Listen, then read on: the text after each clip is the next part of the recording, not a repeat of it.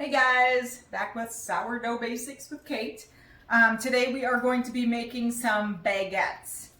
Now the baguette recipe that I follow along with is from The Perfect Loaf. It's like an 18-page recipe. It's super thorough and explains a lot. I'm just going to go through the stuff that we need right away. So we need to mix a levain, and what that is basically your own starter that will be used as the basis of the sourdough portion of the baguette. So we're gonna go ahead and turn these on here, and our levain needs 47 grams of each bread flour, water, and a mature starter. I know my starter is mature because this morning it was at my band here and it's doubled in size, so this is definitely ready to go. The other way you know it's ready is when it is floating on the surface. So I'm a little bit short in my water. Here's our, there we go. So we've got 47 water, then you can just clear that one out again. Clear it out again.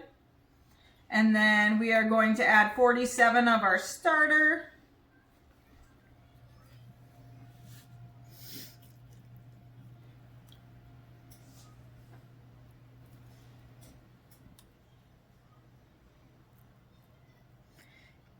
And we will also add a little bit more, will be all right. 47 of bread flour. We are going to mix that up real well. We are going to cover it and put it in a warm place for 3 hours. Now it's a little bit of a thicker starter than I'm used to using. You can kind of see the mix up there. We're gonna cover it and let it rise for 3 hours. During that rise, we are going to build the rest of our dough mix. So I'm going to let it rise for 2 hours. Then I'm going to build the dough mix, and I'm going to show that to you next. Okay, my levain has been sitting for about 2 hours now, and I'm going to go ahead and mix up my flours and water so that they can sit together, and it's called an autolyse. So I have 710 grams of warm water. Then I have 117 grams of a high protein bread flour. And I am going to add 1,009 grams of kind of the lower protein bread flour.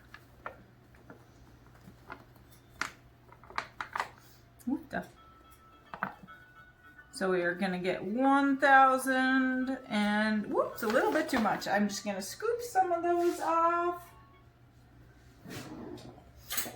So we get to 1,009. Close enough. And then I'm going to mix those by hand and using my bowl scraper. And then these are really going to just sit and begin to connect together. And some bread recipes call for making your starter or your levain and then to mix the dough and the water together like the baguette recipe does. And other recipes like the tartine recipe, you kind of do it together and it just sits for a little bit longer. I'm not one to mix up recipes, so I do what they tell me to do. So I'm going to mix this together really well, and then I'm going to cover it and let it sit for the final hour so that my levain will have 3 solid hours to rise, and the flour and water here will have 1 hour to autolyse. The bowl scrapers are just a fantastic tool to get the flour off of your hands, off of your fingers. And if you've been baking sourdough breads at all, you know how that dough on the side of those bowls, once it solidifies and hardens, there is no getting it off. So I like to go around the edge of my bowl so that I don't have to let my bowl sit in the water and soak until I get it off. So there we go. We are ready to cover this guy and let him sit for an hour. All right, so our levain has been rising for about 3 hours, and our flour and water has been autolyzing for 1 hour. And now we are ready to mix everything together. We do have 100 grams of water that we've held back from the main mix, 24 grams of salt, and I like to kind of mix that right in with my water there. And then this is 147 grams of the levain. So I like to mix my levain into my dough and then mix my water and salt in. Yeast and salt don't get along super well, so that's why I prefer to do things this way. For this one, the dough is actually going to come apart quite a bit, so you're going to want your bowl scraper as well. So first things first, we're just going to kind of start mixing these two together.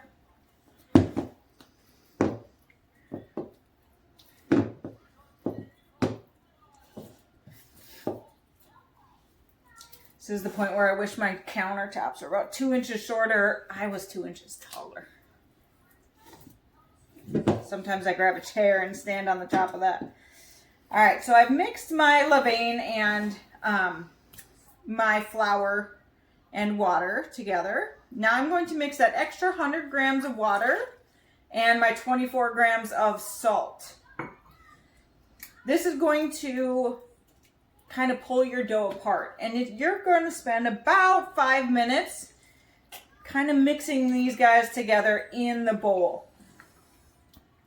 You're going to be amazed at the strength of the gluten bonds that have already formed.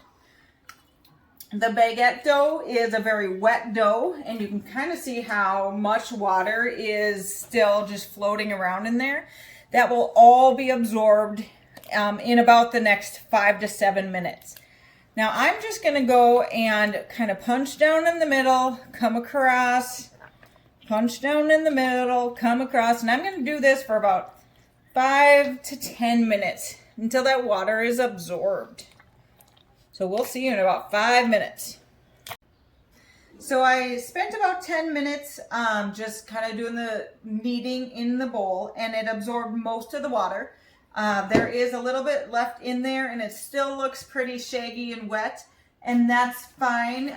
It will continue to come together during our warm bulk rise.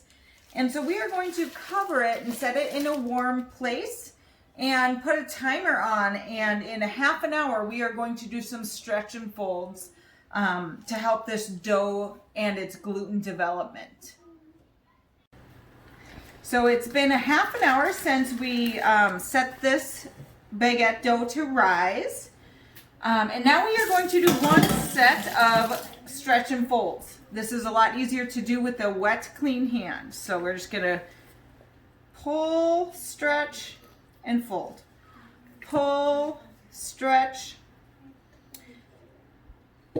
and fold. Pull, stretch, and fold.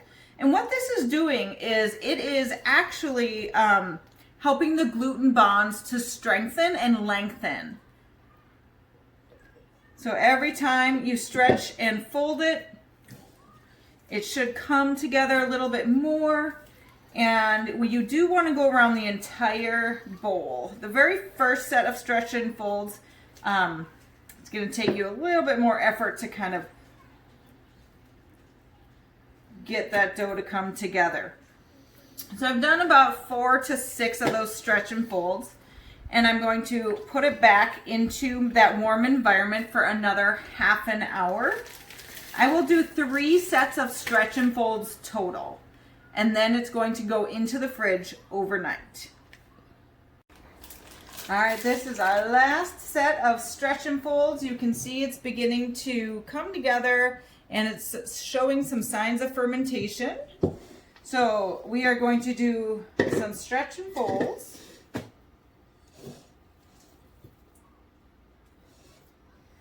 And then we are going to let it sit on the counter for 15 minutes.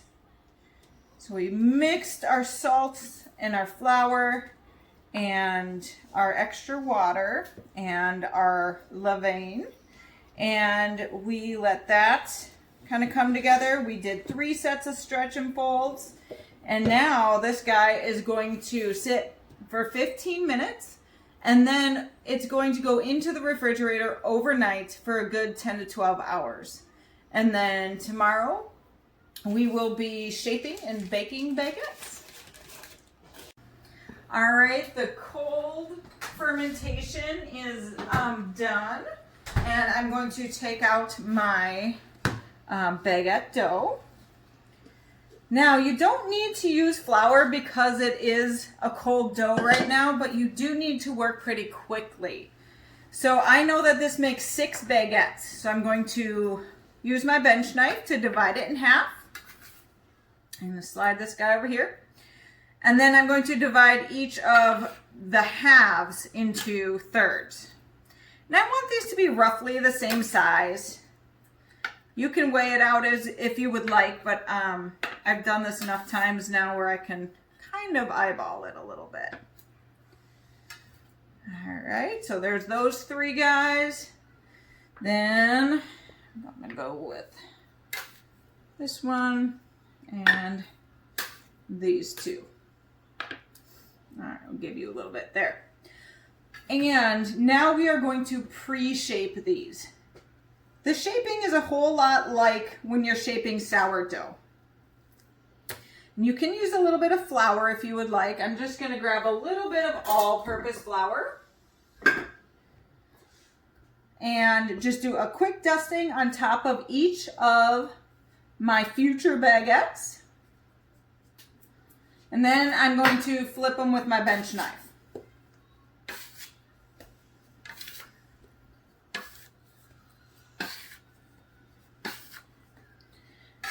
Now, a pre-shape is just what it sounds like. I'm pre-shaping them into the shape that they will eventually become. Many times the pre-shape is a circle. So I'm just kind of folding the top down and then the sides over, just like if I was making a traditional boule of sourdough. And then I'm going to shape it by pulling it towards me. The bottom I can feel is sticking to my countertop, which is what I want because it's helping the skin of the boule kind of become taut. And so I'm gonna show you here. See how it just sits above the counter a little bit in a nice taut ball? That is pre-shaped. So you can watch this guy again. So he's pretty slack. Pull the top down. Now flip him over. Sides in. Sides in. Add a little more flour to this baby. I'm going to pull this top down and then flip it. A little bit of flour. And start your shaping. Now, this is a really wet dough, so if you're not used to shaping, you can get frustrated pretty quickly. You can always add a little bit of flour. I would do at least 5 or 6 good kind of pulls towards you until you can tell that skin is really taut on there. And then I'm going to let it sit next to its friend here. So you can see how that bounces right back. So I'm going to go ahead and I'm going to do the rest of these. You can watch one more time. Top down, bottom up, side over, this side over. I'm going to give a little more flour there. A little more flour here. And then shape them. Shape them. Shape them. And we're going to go ahead and keep filming for one more because I know this is the hardest part about sourdough bread making is the shaping, and it does impact the final product. It's also something that's really hard to learn from watching videos. You really have to feel it in your hands to kind of understand the process. So I'm going to pull this up and put it back down. Then I'm going to pull the bottom, put it back up here. Now I'm going to pull side to side, side in. I'm going to pull this baby and flip him in as well. And now shaping. So pull towards me, turn it. If it's sticking, a little more flour. Pull towards me, turn it. You can push it away from you and then pull it back towards you. If it's not sticking to your counter, take your bench knife, push some of that flour away. Try it again. I'm going to do this really slow so that David can try to catch the pull. So you can see that the skin is becoming taut. Now, in a traditional loaf, if you pull too hard, you'll create a tear. And you don't want to do that, but if you see the bubbles here, they get bigger the more it catches. So, this guy's gonna be done now. I'm gonna do the same with these two loaves, and then I'm going to let them sit for about a half an hour, and then we're gonna do final shaping. All right, my baguettes have been sitting and shaping now, and we are going to do the final shaping. So they sat for 30 minutes. I'm going to sprinkle them with a little flour because I'm going to be flipping them again with my bench knife. And then I will be showing you how to shape them. Now, since these are baguettes, we do want them to be baguette shaped.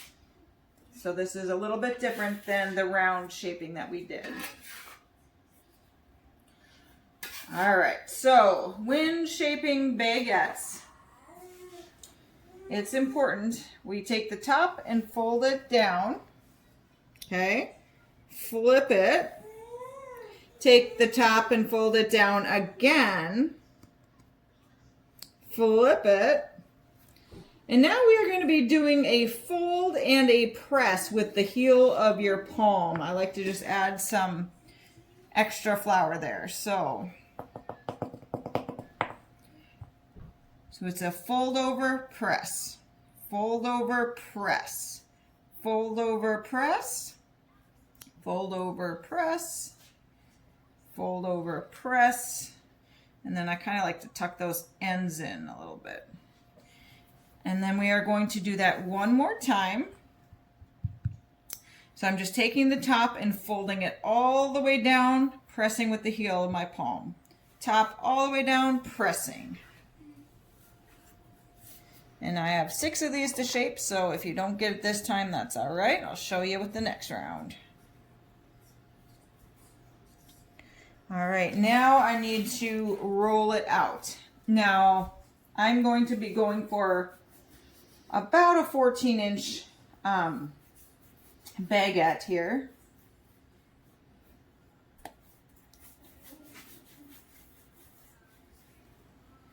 All right, and now I need to transfer this guy over to my baking cloth. And it is of utmost importance that you flour your cloth with rice flour. I did that wrong the first few times and it caused more than a small headache. So I'm gonna just lift up this guy, set him over there, and then lift my cloth up so that it can separate my next baguette. So I'll move my baguette over here, and I'm gonna fold my top down, turn it, fold my top down again. And these folds are just helping tighten the outside layer. I'm gonna turn it. Now this is where I'm going to start just taking the whole top and then pushing down with the heel of my palm. So, I'm gonna go over, push, over, push, over, push, over, push, over, push. Flip it, and then the same thing. Now, I don't like those skinny baguette ends that get really, really hard. You got to cut them off anyway. So I'm just going to tuck them in there. Over, push, push, push. I need to add a little bit of flour.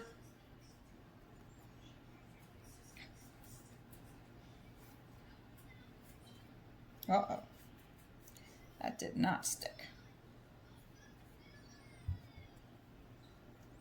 You do want it to stick there. And then I need to roll it out. The roll is a gentle roll. I can see this one's gonna be a little bit misshapen, but my kid eats about 3 of these a day, so I'm not gonna worry too much about the shape of this one. He'll just eat this one first. And then I pull this guy back out. So I'm gonna continue to shape these. You can watch it one more time if you would like.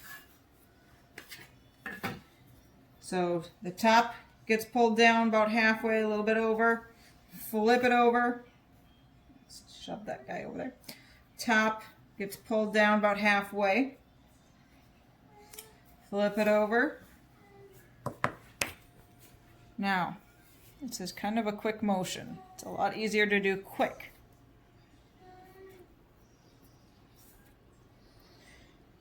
Now I'm going to take it here.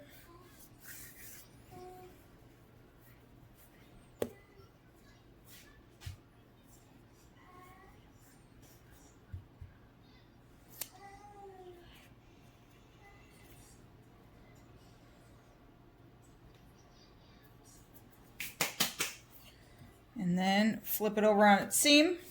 A little bit of flour. And a roll. Flip it over on its seam.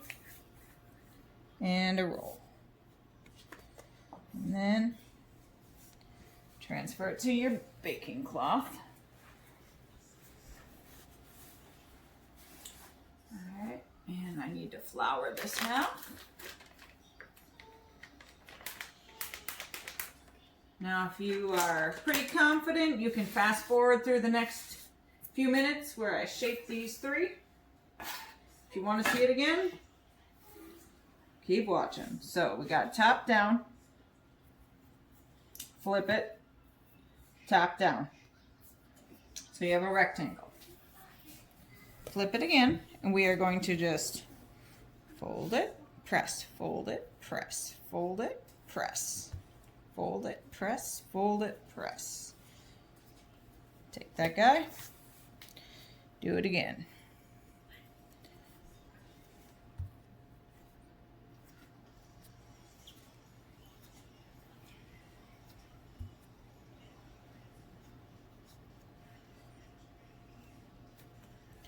And then roll it.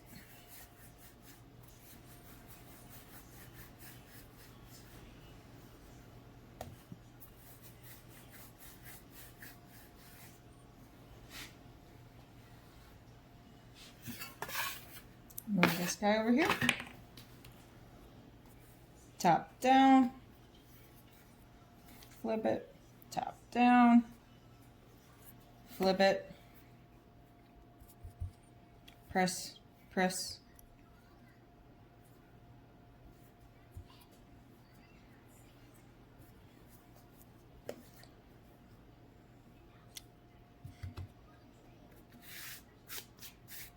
These little guys are, you can just pop those guys.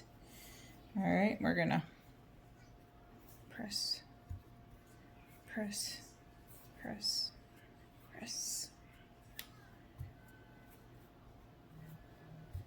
Keep going. This guy's being a little banana shape. That's all right. And final press. Lift him up. Shape him. Shape them. Move them to the baking cloth. Scooch in there, little buddy. Got one left.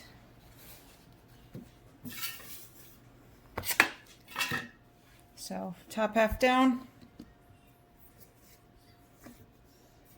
flip, top half down, flip. Now when I pull this, it's kind of a press in and twist. Then you use your other hand to squish it. So press in, twist, heel of the palm. Press in, twist, heel of the palm. Press in, twist, heel of the palm. Press in, twist, press in, twist. I'm going to stick that sticky one in there. There you go. And then we have to do that one more time. Press in, twist, press down. Press in, twisting, pressing down. And I'm giving it a very good press. Don't want that end to get lost in there. There we go. And then that seam, this seam here, goes down. Roll. I'm pressing down pretty heavily but gently at the same time. You don't want to rip and tear it. So a little gentleness goes a long way, but if you don't press hard enough, it's not going to move for you. It's not going to stretch into a nice long baguette shape. Now, these are going to sit at room temperature and they are going to be rising for about an hour and 45 minutes. So in about an hour and 45 minutes, we will see you back here and we will show you how to score these and bake them. All right, so these have risen for about an hour and 45 minutes and it is time to transfer them onto our baking steel and bake them. Our oven has been preheating for a good half an hour. This is a tricky part. So I am gonna spray my steel lightly. And then if you have a pizza peel, that's the device that makes this easy. Mine is coming from Amazon, but it is not here yet. So I just took a folder, covered it in some tin foil, and I'm going to use that to help transfer off of the baking cloth onto the steel. So I'm just gonna slide these buggers gently, and because I used a lot of rice flour, they're going to slide nicer. Now, this takes a little creativity here. If you had the pizza peel, that is the best way to do this. And I also made these a little longer than normal, so we're just gonna carefully slide this guy off here. There you go, bugger. Some people really like just the character in a natural baguette, not a store-bought. And there's a lot of character here. The other thing you can try to do is lift up your baking cloth and kind of encourage it to slide down, which is what I will show you with this one. And then what winds up happening is you kind of have to give it a little, there he goes. And so he's on there now. And then, but you can see how this is not the perfect solution either. So before you go about making your baguettes, I do suggest you find a pizza peel. It can still be done. They're just going to have a lot of character. They're just going to be a little wiggly baguette. So those three are transferred, and you do have to score these. You can score them in a long, just kind of straight down the middle here with a razor blade, or you can use your lame. Just make sure that you have a brand new blade on it. If you do not have a sharp blade, it's not going to cut through the layers of gluten, and you're going to wind up, it'll just split differently. It'll still be beautiful. So this is going to go into an oven with steam. So we're going to have my cameraman come over here, and I'll show you how we add steam to our oven.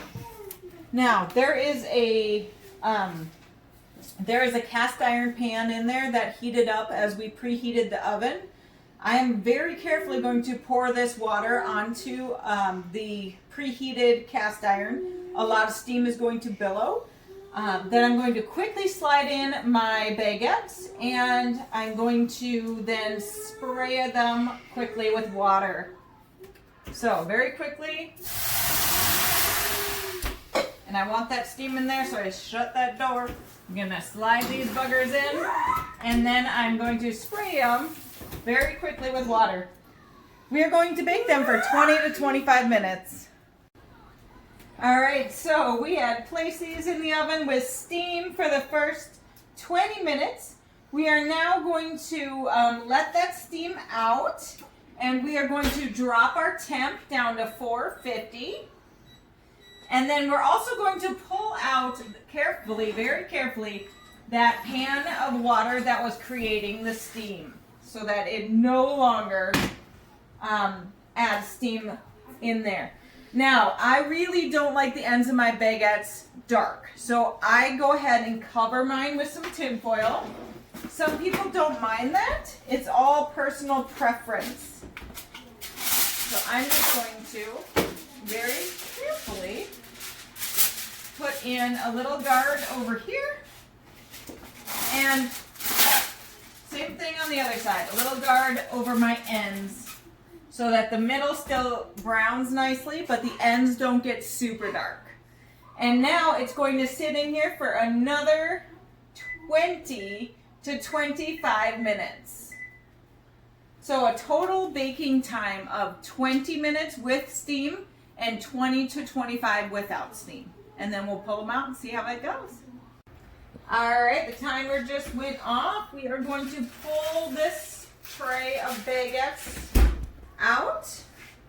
And you can see that they are pretty nice and brown. I'm gonna grab my tongs. Don't forget these are really, really hot.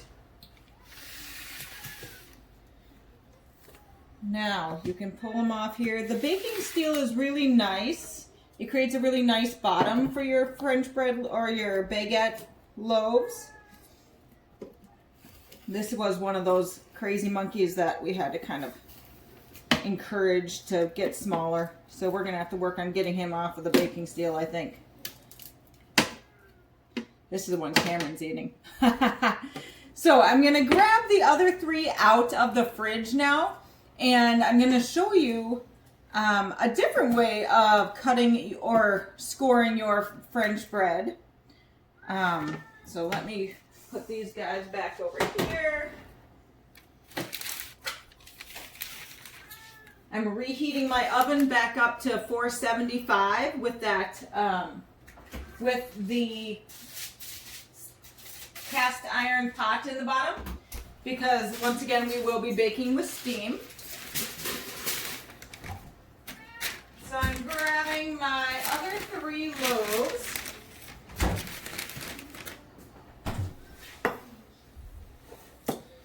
And we had put them in the fridge because we had to bake the first three loaves. So what we can do now is grab these guys. And once again, we're going to transfer them. They are a little cool, so they'll transfer a little easier, but I'm going to transfer them down onto just a covered baking pan.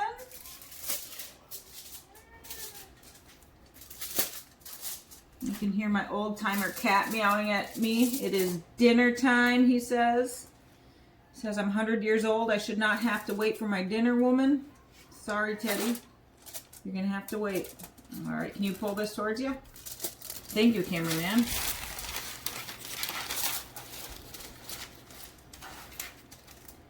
All right, so I'm going to show you just with this guy here. And I actually might have to turn this sideways, which is fine. I'm going to show you how to make an epi baguette. So I'm going to grab one of my kitchen shears. I'm going to trim the paper a little bit because it's a little excessive for what we need. And I'm going to show you how you can just use your shears, and we are going to cut and put it off to the side. Cut, put it off to the side. Notice I'm not cutting quite all the way through. And what this does is it becomes a stalk of wheat, also known as epi. And we are going to bake him on his own pan. I'm going to show you that one more time. Grab my half of a parchment. And I'm going to grab a new baking pan.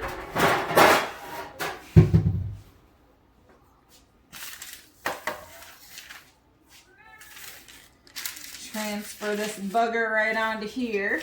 If I'm good, remember I'm not so good at transferring these guys yet. Cannot wait till my baking or my pizza steel comes. I think I'm gonna try just I'm gonna try to just dump it over the top, right on there, just like that. Which worked for the most part. We'll just encourage him a little bit.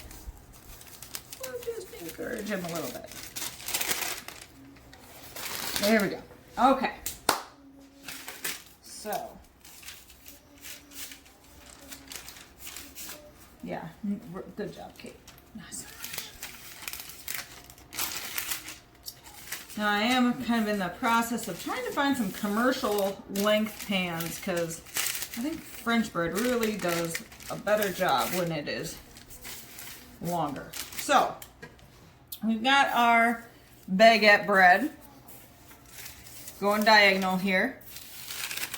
You take your clean kitchen shears, snip, fold over that strand of wheat. Go up a few inches, snip, fold over, snip, fold the opposite, snip, fold it this way.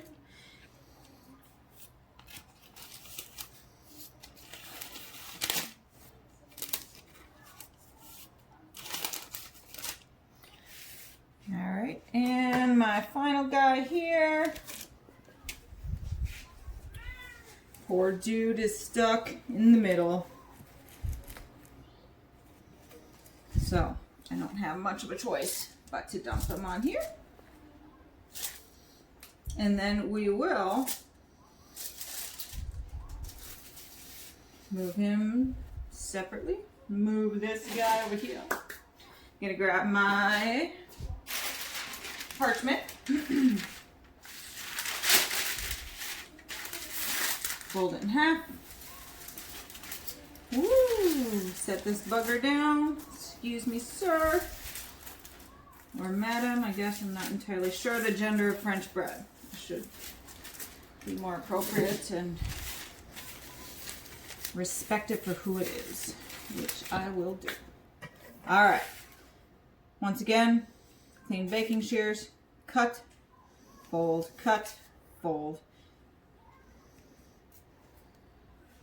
Now, the dude did say you can add this little cut here to make it fancy. Why not, I guess, right? So 1, 2, fold this way.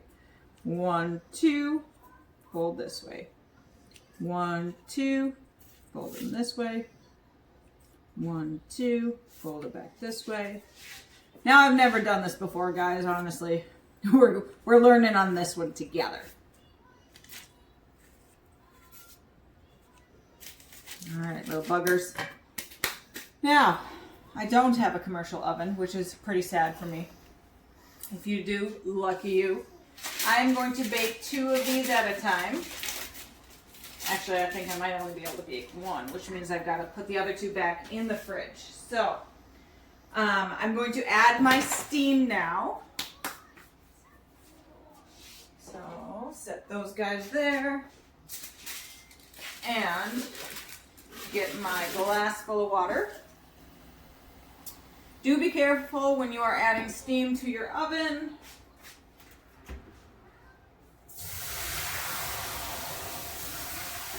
Alright, he's in there. You get to be first, my little friend. Oh, this is our fancy one. Maybe he should be last. Alright, you get to be first, my little friend. And you get